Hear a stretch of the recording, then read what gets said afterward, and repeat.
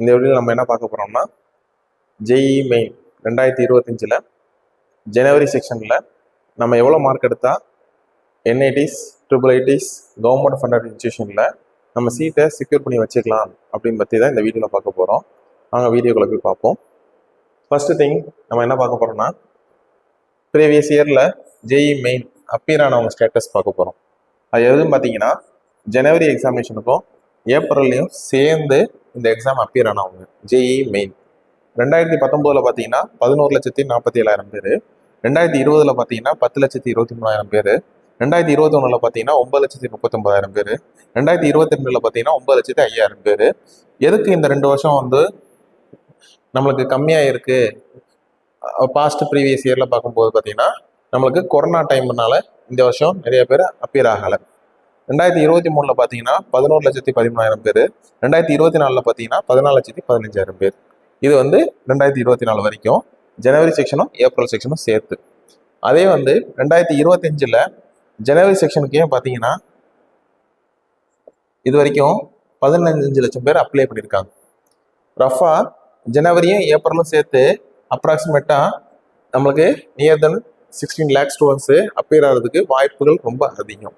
எதுக்குன்னா yearly count increase ஆகிறதான் பார்த்துட்டு இருந்தோம். ஜனவரி செக்ஷன் அப்பியர் ஆனதை வச்சே பார்க்கும்போது 15 lakh ஸ்டூடெண்ட்ஸ் வந்து அப்பியர் ஆகிறதுக்கு பாசிபிலிட்டி இருக்குது. அது எத்தனை பேர் அப்பியர் ஆகிறாங்க, அக்யூரேட் ஸ்ட்ராட்டஜி வந்து எக்ஸாம் முடிஞ்ச பிறகு நம்ம பார்த்துக்குவோம். சரிங்களா? அடுத்த விஷயம், இந்தியாவில் சீட் மேட்ரிக்ஸ் 2024 ஜோசாவில் நம்மளுக்கு சீட் மேட்ரிக்ஸ் அலாட் பண்ணியிருக்கிறது பார்த்தீங்கன்னா ஐஐடிஸில் 17,760 சீட்ஸு, என்ஐடிஸில் 24,229 சீட்ஸு, IIITஸில் 8,546 சீட்ஸு, கவர்மெண்ட் ஃபண்டட் இன்ஸ்டியூஷனில் 9,402 சீட்ஸ். ஓகேவா? இந்த எக்ஸாமினேஷன் வந்து பார்த்தீங்கன்னா ஐஐடிஸ்குள்ளே போனோம்னா ஜேஇ அட்வான்ஸை வச்சு தான் உள்ளே போக முடியும். ஆனால் இந்த 3 எக்ஸாமினேஷனுக்கும் நீங்கள் ஜேஇ மெயின், ஜேஇ ஜனவரி ஆர் ஏப்ரல், இந்த 2ல் எது பெஸ்ட் மார்க்கை நீங்கள் கொடுக்குறீங்களோ அதை வச்சு நம்ம இந்த காலேஜஸில் சீட்டை ஆக்குபை பண்ண முடியும். டோட்டல் 100% நம்மளுக்கு இந்தியாவில் ஒரு பெரிய ரெப்யூட்டட் காலேஜஸில் இருக்க சீட் மேட்ரிக்ஸ் இவ்வளோ தான். சரிங்களா? இந்த மேட்ரிக்ஸில் இந்த 3 காலேஜில் இருக்க ஒரு 71% ஆஃப் சீட்டு வந்து நீங்கள் ஜனவரிலேயே நல்ல ஸ்கோர் எடுத்தால் உள்ளே போகிறதுக்கு ஒரு மேக்ஸிமம் சான்சஸ் உண்டு. சரிங்களா? அடுத்தது நம்மளுக்கு NIRF ரேங்க் சொல்லுவாங்க. சரிங்களா? இந்தியாவில் பெஸ்ட் இன்ஜினியரிங் காலேஜஸ் எது இருக்குது, இந்தியாவிலே பெஸ்ட் எது அப்படின்னு சொல்லிட்டு யார் ரிலீஸ் பண்ணுவாங்க பார்த்தீங்கன்னா national institutional ranking frame work NIRF அவங்க ரிலீஸ் பண்ணுவாங்க. அவங்க 2024 ரிலீஸ் பண்ணியிருக்காங்க இந்த இந்தியன் ரேங்கிங்ஸ் இன்ஜினியரிங் காலேஜஸ் பற்றி. அதில் ஃபர்ஸ்ட் இடத்தை பிடிச்சிருக்கிறது பார்த்தீங்கன்னா ஐஐடி மெட்ராஸ். இது எந்த ஸ்டேட்டில் இருக்குது? தமிழ்நாட்டில் இருக்குது, சென்னையில் இருக்குது. அது எவ்வளோ ஸ்கோர் எடுத்து 89.46 ஸ்கோர் எடுத்து ஃபர்ஸ்ட் ரேங்க்கு இந்தியாவில் பிடிச்சிருக்கு. இந்தியாவிலே பெஸ்ட் இன்ஜினியரிங் காலேஜ் எதுன்னு பார்த்தீங்கன்னா ஐஐடி மெட்ராஸ். அடுத்தது வந்து பார்த்தீங்கன்னா ஐஐடிஸ்லேயே பார்த்தீங்கன்னா டெல்லி, பாம்பே, கான்பூர், கரக்பூர், ரூர்க்கி, கவுஹாத்தி, ஹைதராபாத் வந்து ஃபர்ஸ்ட் 8 பிளேசஸில் இருக்காங்க. 9th பிளேஸ் பார்த்தீங்கன்னா NIT திருச்சிராப்பள்ளி. சரிங்களா? திருச்சிராப்பள்ளி எந்த ஸ்டேட்டில் இருக்குது? தமிழ்நாட்டில் இருக்குது, திருச்சியில் இருக்குது. எத்தனை மார்க் எடுத்து பார்த்தீங்கன்னா 66.88 எடுத்து 9th ரேங்கிங்கில் இருக்குது. சரிங்களா? இந்தியாவில் ஐஐடிஸ் பார்த்தீங்கன்னா 23 ஐஐடி இருக்குது. அதில் ஃபர்ஸ்ட் ஐஐடி வந்து தமிழ்நாட்டில் இருக்குது. சேம் திங் இந்தியாவில் NITs பார்த்தீங்கன்னா மொத்தம் 31 NIT இருக்குது. அதில் ஃபர்ஸ்ட் ரேங்க் பார்த்தீங்கன்னா தமிழ்நாட்டில் இருக்கிறது. ஓகேவா? ஓவரால் இதில் 9th ரேங்க் திருச்சி NIT. ஆனால் NITஸில் எது ஃபர்ஸ்ட் ரேங்க்னு பார்த்தீங்கன்னா திருச்சி NIT ஃபர்ஸ்ட் ரேங்க். இது எதுக்கு இவ்வளோ தூரம் மென்ஷன் பண்ணி சொல்கிறோம் பார்த்தீங்கன்னா எல்லா ஃபர்ஸ்ட் ரேங்க்கும் நம்ம தமிழ்நாட்டில் இருக்குது. சரிங்களா? அதில் NIT திருச்சியை பொறுத்த வரைக்கும் 50% கோட்டா இருக்கும். ஆனால் ஐஐடி மெட்ராஸை பொறுத்த வரைக்கும் ஆல் இந்தியா கோட்டாவில் தான் சீட் அலாட் பண்ணுவாங்க. இதில் எப்படி இந்த ரேங்கிங்லாம் டிசைட் பண்ணுறாங்கன்னு பார்த்தீங்கன்னா NIRF அவங்க வந்து பெஸ்ட்டு கேம்பஸ், அதே மாதிரி ஃபேக்கல்டிஸ் பெஸ்ட்டாக இருப்பாங்க, பிளேஸ்மெண்ட் பெஸ்ட்டாக இருக்கும், இன்ஃப்ராஸ்ட்ரக்சர் ஃபெசிலிட்டி நல்லாயிருக்கும், லேபு ஃபெசிலிட்டி நல்லாயிருக்கும், ஃபண்டிங் ஆப்ஷன் நிறையா இருக்கும். இதெல்லாம் வந்து பார்த்துட்டு தான் இவ்வளோ மார்க் ஸ்கோர் கொடுத்து ரேங்கிங்கை அலாட் பண்ணுறாங்க. நீங்கள் இந்தியாவில் தமிழ்நாட்டில் எந்த ஊரில் இருந்தாலும் இந்த காலேஜஸ் வந்து உங்கள் ஊரில் இருக்க காலேஜ் என்ன ரேங்கிங்கில் இருக்குன்னு தெரிஞ்சுங்கன்னா இந்த வெப்சைட்டில் போய் என்ஐஆர்எஃப் ரேங்கிங்கில் போய் பார்த்தீங்கன்னா எந்த காலேஜ் எந்த இடத்துல இருக்குன்னு உங்களுக்கு தெரிஞ்சிடும், என்ன மார்க்கில் இருக்குன்னு தெரிஞ்சிடும். அதில் ஃபஸ்ட் இடத்துலையும் 9th பிளேஸ்லையும் நம்ம தமிழ்நாடு தான் இருக்குது. எல்லாமே நம்ம செக்யூர் பண்ணி நம்ம தான் வச்சுருக்கோம். அதனால் கொஞ்சம் ஜேஇக்கு கொஞ்சம் இம்பார்ட்டன்ஸ் கொடுத்து ஸ்டூடெண்ட்ஸ் கொஞ்சம் ஃபோக்கஸ் பண்ணாங்கன்னா நிறைய ஸ்டூடெண்ட்ஸ் வந்து நம்ம தமிழ்நாட்டில் மட்டும் இல்லை இந்தியா லெவலில் ஐஐடிஸ் என்ஐடிஸில் கால் எடுத்து வைக்க முடியும். அதில் தமிழ்நாட்டில் இருக்க டாப் காலேஜஸ் எது? இந்தியாவில் first rank college IIT Madras. அதில் டோட்டல் நம்பர் ஆஃப் சீட்ஸ் வந்து 1128 சீட்ஸ். இது வந்து ஆல் இந்தியா கோட்டாவில் வந்துடும், யார் வேணாலும் உள்ளே போகலாம். அடுத்து வந்து இந்தியாவில் செகண்ட் காலேஜ் என்ஐடியில் நம்பர் 1 காலேஜ், ஓவரால் ரேங்கிங்கில் 9th ரேங்கிங். அந்த காலேஜில் வந்து எதுவும் பார்த்தீங்கன்னா Tiruchirappalli, NIT Tiruchirappalli. Total number of seats வந்து 1038 சீட்ஸ். இதில் 520 சீட்ஸ் வந்து யாருக்குன்னு பார்த்தீங்கன்னா தமிழ்நாடு ஸ்டூடெண்ட்ஸ்க்கு மட்டும்தான், வேறு யாருக்கும் கிடையவே கிடையாது. தமிழ்நாடு ஸ்டூடெண்ட்ஸ் மட்டும்தான் பியூர்லி உள்ளே போகிறதுக்கு வாய்ப்பு உண்டு. வேறு யாரும் உங்கள்கிட்ட இதில் சீட்டில் இது காம்படிஷன் பண்ண மாட்டாங்க. அந்த சீட்டில் ஒரு ஆளாக இருக்குன்னு நினச்சிங்கன்னா நாங்கள் நேற்று சொன்ன ஒரு 40 days ஸ்ட்ராட்டஜியை கொஞ்சம் ஃபாலோ பண்ணுங்கள். சேம் திங் இந்த மார்க் எவ்வளோ மார்க் சொல்ல போகிறோமோ அதை கொஞ்சம் ட்ரை பண்ணி எடுக்க பார்த்தீங்கன்னா நீங்கள் 570 பேரில் ஒரு ஆளாக உள்ளே போகிறதுக்கு வாய்ப்பு அதிகம். சரிங்களா? இதில் வந்து எதுக்கு சார் 50% கோட்டா வந்து ஸ்டேட் கோட்டா, ஹெட் ஸ்டேட்னு சொல்லுவாங்க. எந்த ஸ்டேட்டில் இருக்கோ அந்த ஸ்டேட் இது. அடுத்த 50% சீட்டு எது பார்த்தீங்கன்னா அதர் ஸ்டேட்ஸ், யார் வேணாலும் உள்ளே போகலாம். இது திருச்சிக்கு மட்டுமா அப்படின்னு கேட்டிங்கன்னா கிடையவே கிடையாது. இந்தியாவில் இருக்க 31 என்ஐடிஸுக்கும் இதே ரூல்ஸ் அண்ட் ரெகுலேஷன் தான். இந்த 31 என்ஐடிலையும் ஹெட் ஸ்டேட் அதர் ஸ்டேட் யார் வேணாலும் உள்ளே போகலாம். ஆனால் இந்தியாவில் 9th ரேங்க் காலேஜ், என்ஐடியில் நம்பர் 1 காலேஜ், தமிழ்நாட்டில் செகண்ட் ரேங்க் காலேஜ். இந்த காலேஜில் உள்ள படிக்கிறதுக்கு ஒரு கோல்டன் ஆப்பர்ச்சுனிட்டி இருக்குது. அதனால் ஸ்டூடெண்ட்ஸ் கொஞ்சம் இம்பார்ட்டன்ஸ் கொடுத்தா கொஞ்சம் நல்லா இருக்கும். சரிங்களா? நம்ம பார்க்க போகிறது அடுத்தது பார்த்தீங்கன்னா ப்ரீவியஸ் இயரில் ஜனவரி ஏப்ரலில் எழுதி ஓவரால் கட் ஆஃப். சரிங்களா? யாருக்கும் பார்த்தீங்கன்னா சிஆர்எல் காமன் ரேங்க் லிஸ்ட்டில் இருக்கவங்க, அடுத்தது வந்து இடபிள்யூஎஸ் கோட்டா, அடுத்தது OBC quota, SC quota,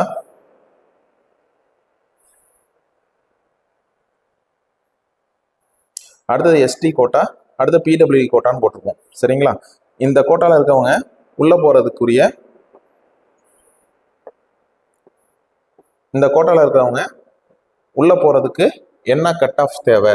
cut off means என்னன்னா குவாலிஃபைடு மார்க்ஸ். இது வந்து என்ஐடி உள்ள போகிறதுக்கு வாய்ப்பு கிடையாது, ஐஐடிஸ்குள்ள ஐஐடிஸ்குள்ள போகிறதுக்கு வாய்ப்பு கிடையாது. கவர்மெண்ட் இன்ஸ்டியூஷனில் ஏதாச்சும் ஒரு சில காலேஜில் போகலாம், அதுக்குரிய கட் ஆஃப்ஸ். சரிங்களா? என்ஐடி வாய்ப்பு கிடையாது. ஆனால் இந்தியாவில் எத்தனை லட்சம் பேர் ஜேஇ எழுதுறாங்களோ, ஆனால் இந்த பர்சன்டேஜ் எடுத்திருந்தால் உள்ள குவாலிஃபைடு லிஸ்ட்டில் வரலாம். சேம் திங் நம்மளுக்கு ஜேஇ அட்வான்ஸுக்கு அப்பியர் ஆகிறதுக்கு ஒரு கோல்டன் ஆப்பர்ச்சுனிட்டி கிடைக்கும் இந்த கட் ஆஃப் எடுத்திருந்தா, இந்த பர்சன்டேஜ் எடுத்திருந்தா. சரிங்களா? இது இடபிள்யூ ஜென்ரல் கோட்டாவுக்கு 88% 2022, 2023 90%, 2024 93%. இந்த வருஷம் நம்ம எவ்வளோ எதிர்பார்க்குறோம் பார்த்தீங்கன்னா 2025 92 to 94% எதிர்பார்க்குறோம். அடுத்த இடபிள்யூஎஸ் கோட்டாவில் 63, 75, 81. இந்த வருஷம் நம்ம எவ்வளோ எதிர்பார்க்குறோம் பார்த்தீங்கன்னா 80 to 82% எதிர்பார்க்குறோம். ஓபிசிக்கு பார்த்தீங்கன்னா 67, 73, 79. இந்த வருஷம் பார்த்தீங்கன்னா 79 to 82 எதிர்பார்க்குறோம். அடுத்தது வந்து எஸ்சிக்கு பார்த்தீங்கன்னா 43, 51, 60. இந்த வருஷம் பார்த்தீங்கன்னா 60 to 62 பார்க்குறோம். சரிங்களா? அடுத்தது வந்து எஸ்டிக்கு வந்து 26, 37, 46. இந்த வருஷம் வந்து பார்த்தீங்கன்னா 46 48% எதிர்பார்க்குறோம். அது மாதிரி பிடபிள்யூடிக்கு பார்த்தீங்கன்னா 0.03, 0.0013, 0.0018. அது மாதிரி இந்த வருஷம் எவ்வளோ எதிர்பார்க்குறோம்னா 0.002 எதிர்பார்க்குறோம். அந்த ரேஞ்சில் எதிர்பார்க்குறோம். இது வந்து குவாலிஃபைடு மார்க்ஸ். சார் இதெல்லாம் எப்படி சார் சொல்கிறீங்க அப்படின்னு கேட்டிங்கன்னா ப்ரீவியஸ் இயரில் இந்த ரெக்கார்டை வச்சுட்டு இந்த வருஷம் டேட்டாஸ் அனலைஸ் பண்ணியிருக்கோம். மெயின் திங் பார்த்தீங்கன்னா எதை வச்சு அனலைஸ் பண்ணியிருக்கோம் பார்த்தீங்கன்னா இந்த பர்சன்டேஜ்லாம் சொல்கிறதுக்கு எப்பயுமே அதிகமாக தானே போயிட்டு இருக்கு. இந்த வருஷம் ஏன் கம்மி வேற போட்டிருக்கீங்க? அது எப்படி நீங்க அவ்வளோ கான்ஃபிடண்டா சொல்றீங்கன்னா, இந்த ரேஞ்சில் சொல்றோம்னா, ப்ரீவியஸ் இயர்ல பார்த்தீங்கன்னா ஃபிசிக்ஸ், கெமிஸ்ட்ரி, மேக்ஸில் நம்மளுக்கு 22, 23, 24ல் கொஸ்டின் பேப்பர் செட்டப் எப்படி இருந்துச்சுன்னா, நம்மளுக்கு 90 கொஸ்டின்ஸ் கொடுத்து 75 கொஸ்டின்ஸ் வந்து அட்டன் பண்ண சொன்னாங்க. ஒரு ஃபுல் ஃப்ளெஜ்டாக இன்வால்வ் பண்ணுற ஸ்டூடெண்ட்ஸ் தெரியும். ஒரு 15 கொஸ்டின்ஸ் எக்ஸ்ட்ரா படித்து அதை அட்டன் பண்ணலாமா வேணாமான்னு ஸ்கிப் பண்ணிட்டு வரலாமான்னு ஒரு ஐடியா கிடைக்கும் அந்த ப்ரீவியஸ் இயரில். ஆனால் இந்த வருஷம் என்ன பண்ணிட்டான்னு பார்த்தீங்கன்னா, ஃபிசிக்ஸ், கெமிஸ்ட்ரி, மேக்ஸுக்கு எல்லா சப்ஜெக்ட்டுக்கும் 25 கொஸ்டின் தான். 20 கொஸ்டின்ஸ் வந்து choose the best answer, 5 questions வந்து ஃபில் இன் தி பிளாங்க்ஸில் கொடுக்குறாங்க, ஆப்ஷனே கொடுக்கல. அப்போ 75 கொஸ்டின்ஸ் கொடுப்பாங்க, நம்ம 75மே அட்டன் பண்ணுற மாதிரி இருக்கு. ஓகேவா? நோ ஆப்ஷன்ஸ், 300க்கு 300 மார்க்கு ஃபேஸ் பண்ணுற மாதிரி இருக்கு.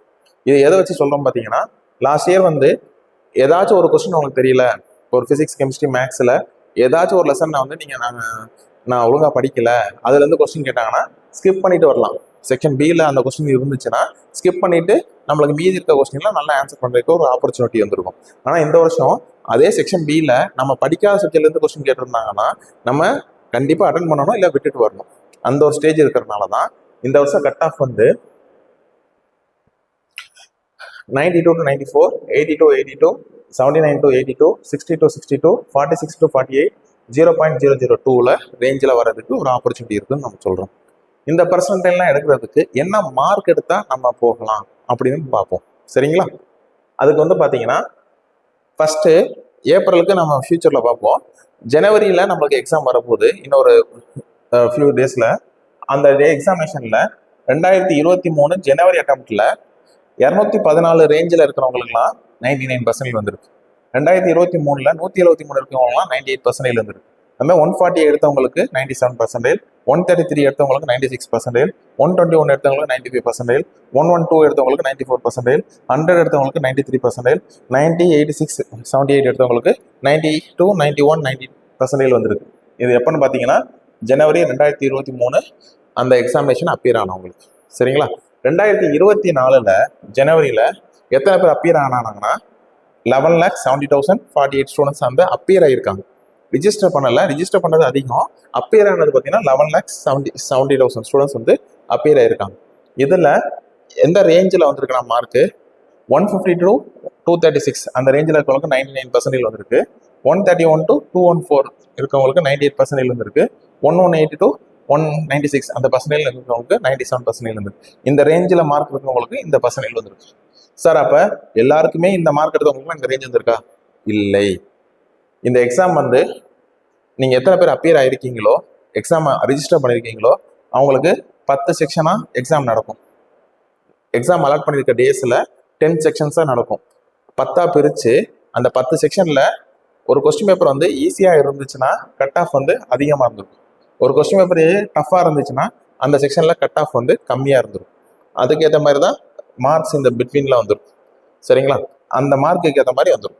இப்போ ஒரு செக்ஷனில் இருக்கவங்க 236னா அதே 139 வரைக்கும் இருக்கவங்களுக்கு தான் இந்த பர்சன்டேஜ்.